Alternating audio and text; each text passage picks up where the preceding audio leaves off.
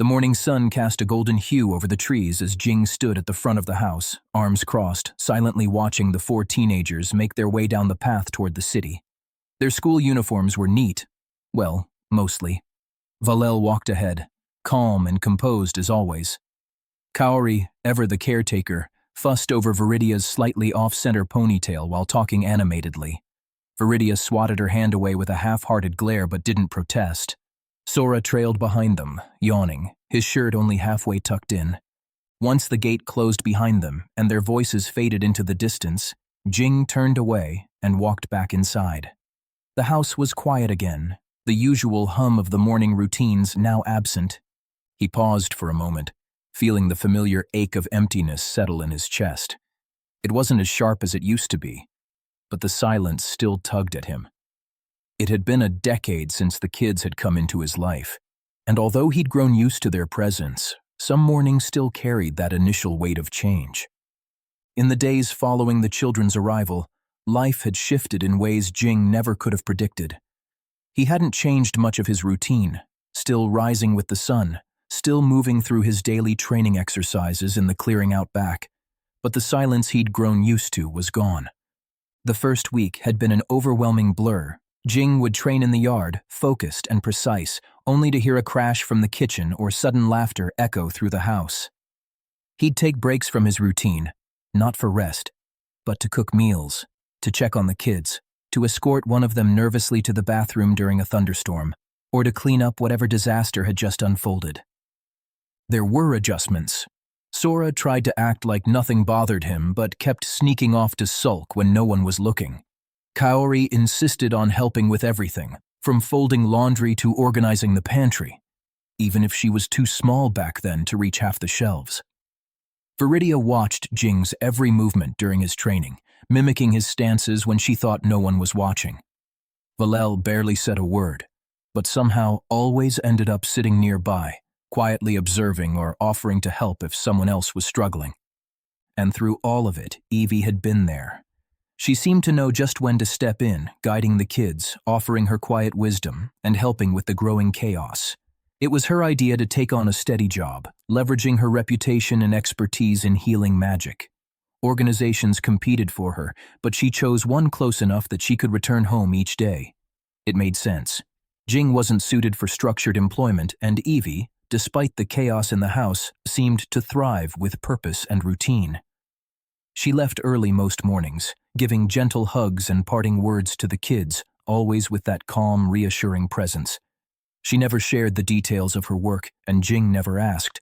They each had their own ways of contributing, making the house feel like home despite the mess and noise. Kaori, in particular, had always been drawn to Evie's healing magic. In the quiet moments when the others were preoccupied, Kaori would quietly watch Evie as she worked, her attention fixed on the gentle motions of Evie's hands as she mended wounds or calmed distressed energy. Slowly, Kaori began to ask questions, learning the basics of healing magic just by observing. She never said it outright, but Jing could see the spark of admiration in Kaori's eyes, and he knew she was determined to learn. The house worked because they both did, each in their own way. Jing walked into the kitchen and leaned against the counter, the warmth of the stove from breakfast still lingering in the air. He glanced around at the empty chairs and half-drunk glasses of juice. The energy they brought with them was still there, like a storm that had passed but left the scent of rain behind. It hadn't always been easy, but somehow, over time, this had become normal.